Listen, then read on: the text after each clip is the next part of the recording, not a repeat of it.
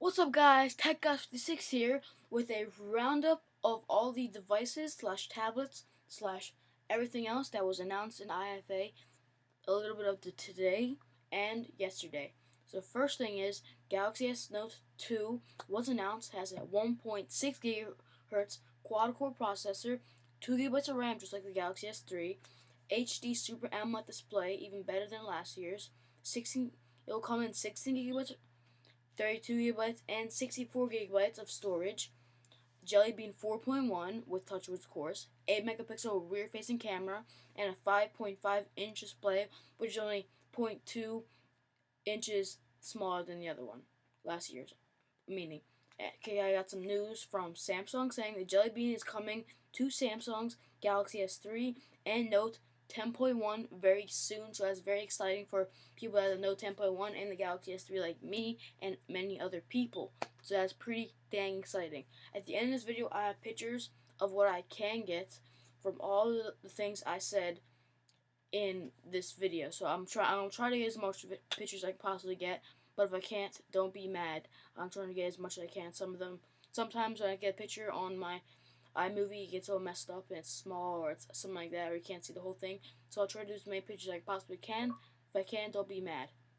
Let's go on the news. Okay, next, Sony Xperia Tablet S was announced with Tegra 3 processor, coming 60 gigabytes, 32 gigabytes, and 64 gigabytes of storage, a 1 megapixel front facing camera, a 8 megapixel rear facing camera, and it will be a 9.5-inch display by 1280 by 800 resolution. Is a tablet, by the way. If I didn't say that, I might have already. Next is the Sony Xperia V.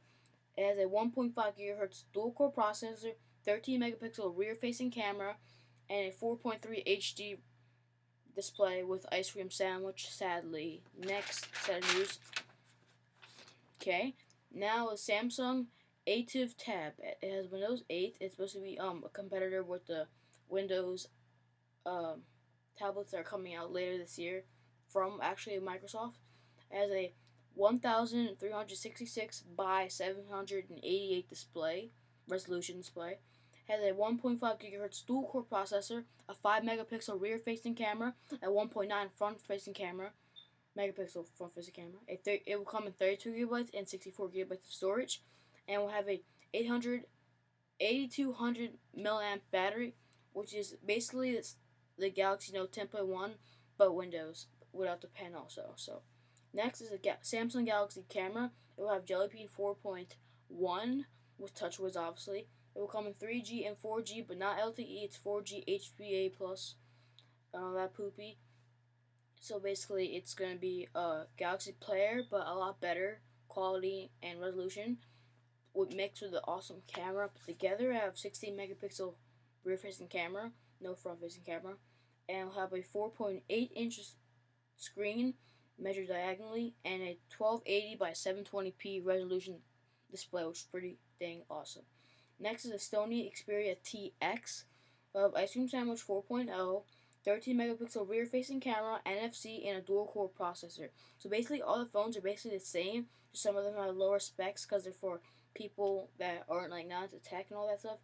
But there's 3 different Xperia phones that were announced, and I talk about them all in this. So whatever. Next is the Sony Action Cam.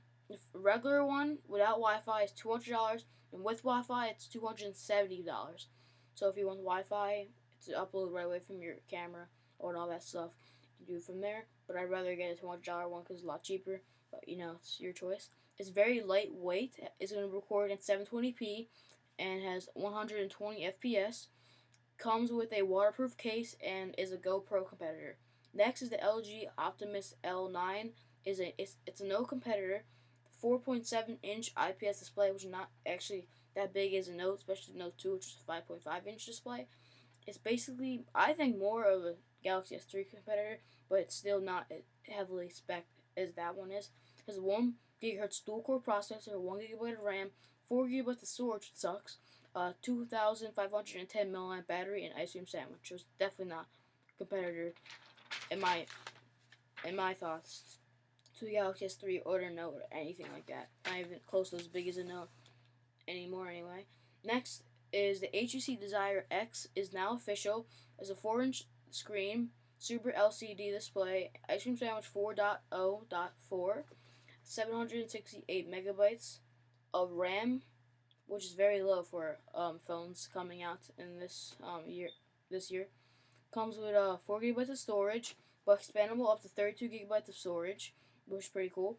It has a 5 megapixel rear-facing camera, but no front-facing camera, which is pretty sad. But this phone's aimed mostly for people that aren't so tech savvy like me or maybe you, but I don't know. And I'll have pictures at the end of this video about all the stuff I talked about in this video. So make sure to like this video, share on Facebook, Twitter, Google+. Make sure to subscribe, and I'll see you in the next video. Goodbye.